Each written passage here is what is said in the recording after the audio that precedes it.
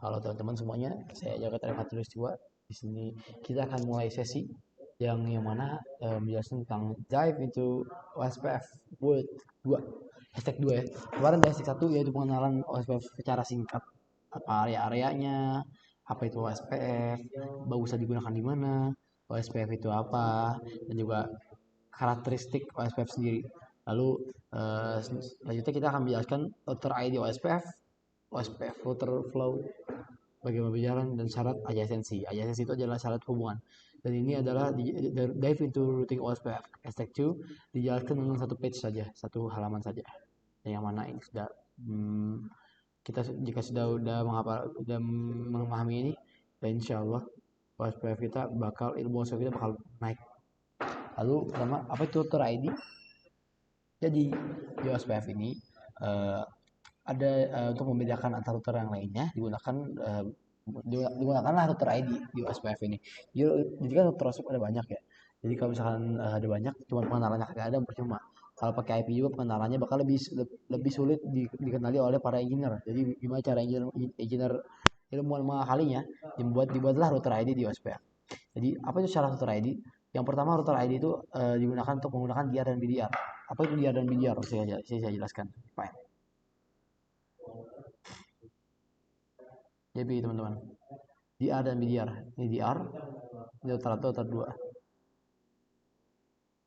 Oke. Router 1, DR, BDR. Begini teman-teman. Ibarat ada 4 link. Ini router tengah ya. Kita buat router tengah. Tuh, 1, 2, 3, 4. Nah, ini kita kasih warna ya biar menarik ya. Oke, ini router tengah, yang tengah adalah merah. Menghapus. Pink, tinta merah. Dan yang sisanya adalah oranye. Lalu gini, kita OSPF itu kan linknya normal begini. Normal itu linknya begini.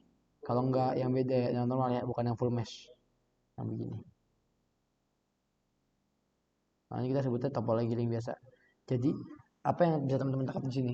Jadi yang saya ingin teman-teman tangkap di sini adalah di tengah-tengah ini adalah router utama. Yang sekitarnya adalah router biasa. Jadi kalau saya bisa anggap ini adalah area backbone. Ini adalah router backbone tengah. Ini adalah router penghubung yang lainnya. Ini adalah router backbone areanya. Jadi yang mau saya jelaskan sini adalah pemilihan DR dan BDR itu diutamakan pada router. Pemilihan DR atau designated route ataupun BDR, backup designated route, itu digunakan untuk pemilihan jalur paket. Jadi maksudnya apa? Jadi teman-teman, kalau misalkan OSPF gini, kalau saya mau buat beginilah, saya mau buat full mesh begini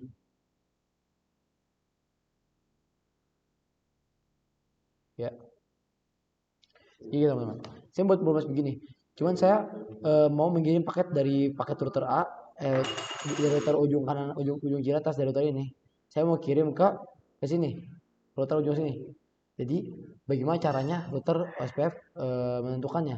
Karena ini mesin, jadi dia melihat secara garis besar, jadi dia secara full map, jadi dia belum tentu bisa memilih secara efektif, karena sewaktu-waktu alat pun juga bisa error. Jadi dia kadang-kadang bisa, kalau misalkan nggak ada DR dia bakal bisa lewat jalur sini sini lagi, karena ini full mesh ya teman-teman. Jadi dicari semua, di broadcast semua, pemilihannya bakal mungkin ada collision atau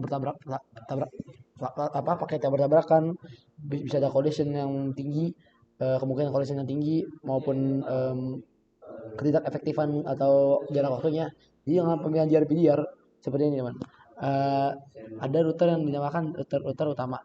Seperti ada satu tim, lalu ada ketua kelompoknya. Jadi kalau tim yang lainnya, contoh ada tim A, tim kiri atas mau bilang, saya mau ngirim pesan ke tim bawah tengah, gimana caranya? Dia bakal ngomong ke ketuanya dulu, dan juga ketua akan broadcast ke router bawah tengahnya. Jadi itulah gunanya pemilihan routing DR dan DR. Jadi jelas ya teman-teman ya sini. Yang ketuanya adalah DR, dan dan ini ada BDR semua, dan sisanya ada BDR. Yang ketuanya satu BDR, lalu setiap link ada BDR dan BDR yang masing-masing. Jadi kalau misalkan BDR maksudnya gimana, jadi ini DR, ini BDR, setiap out interface ya, ini ada DR, ini DR, ini BDR, ini DR, ini BDR, DR, BDR, DR, BDR. Lalu bagaimana cara menentukan DR dan BDR? Yang pertama dengan router ID. Jadi caranya dengan router ID, dengan router ID yang lebih kecil, maka akan menentukan DR dan BDR-nya. Jadi biasanya router utama tuh router ID yang paling kecil. Menggunakan format IPv4, cara itu yang BDR tadi ya. Sekarang buang BDR-nya, kita balik ke router ID. Apa itu router ID? Router ID adalah dia formatnya IPv4 yang digunakan sebagai identitas sebuah router. Biasanya router ID ini pakai IP loopback. Biasanya router ID ini pakai IP loopback yang dijadikan router ID. Biasanya pakai IP loopback dipasang, ntar dipasang juga ke router ID-nya dengan IP loopback yang sama, dan itu nggak bakal kolaps, nggak bakal bertabrakan. Karena apa? Karena sebuah IP dan juga router ID itu adalah hal yang berbeda, nggak bakal bertabrakan. Jadi kalau kita ngeping ke loopbacknya, dia bakal ngeping walaupun IP sama dengan router ID, dia bakal ngeping ke loopbacknya, bukan ngeping ke router ID-nya. Jadi santai aja. Setting manual di SPF, di cara settingnya SPF kalau di Cisco ya. Oke. IP address loopback ya, seperti yang saya bilang tadi, biasanya sama dengan IP address loopback. Namun kalau nggak sama juga nggak apa-apa. Kenapa kita menggunakan IP loopback sebagai IP router ID? Karena apa? Karena lebih mudah lihatnya. IP address tertinggi dalam router tersebut, tertinggi sih ya. Tertinggi deh, dua atau tertinggi. Bagaimana OSPF berjalan? Nah, ini gimana cara OSPF flow ya. Yang pertama adalah establish network adjacencies, terjadi pertukaran antara identitas OSPF. Ya, jadi ada router nih, router 1, router 2. Jadi dia saling establish. Jadi saling asking saling bertanya. Lalu ada exchange link state advertisement. Jadi dia bakal bertukar link state-nya, link state bakal bertukar. Ini gambaran singkat ya. Sebenarnya panjang banget OSPF berjalan tuh.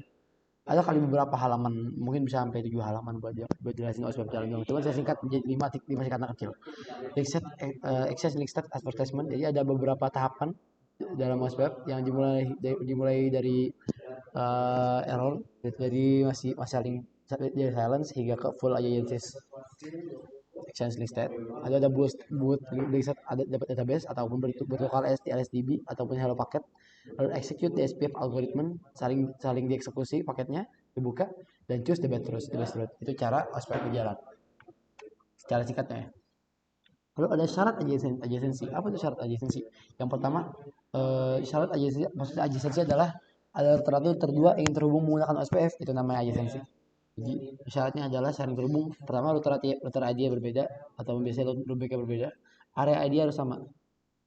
Setiap out interface-nya kalau mau dihubungkan ke out interface yang lain, areanya ID harus sama. Lalu hello interval dan interval sama. Di hello interval itu adalah paket hello paket dikirimkan oleh OSPF ataupun paket say hi biar di ACC sama router yang lainnya, router yang dikirimkan. Lalu ada dead interval, ataupun kalau misalkan router ini down selama beberapa detik, maka jaringan tersebut akan diulang-ulang terus, akan diupdate terus, ataupun langsung dimatikan. Ini dead interval yang sama. Jadi gini teman-teman, untuk OSPF untuk memastikan bahwa jaringan ini mati, caranya jangan dead interval, ataupun kalau misalkan jaringan ini mati selama 40 detik, gak ada kabar, gak ada kabar sama sekali, maka akan dimatikan link tersebut. Jangan dinamakan dead interval. Jadi hello interval dan sistem dead intervalnya harus sama. Lalu ada network type yang sama ataupun sama OSPF. Lalu ada MD5 authentication sama. Jadi di OSPF ini support MD5 authentication ataupun password. Jadi kalau misalkan interface passwordnya A23, yang ini 456, ini nggak bakal sama. Namun kalau misalkan di sini 456, di sini 456 juga. Jadi kalau dihubungkan bakal sama. Kita hubungkan adjacency-nya bakal sama. Kita bakal muncul adjacency-nya.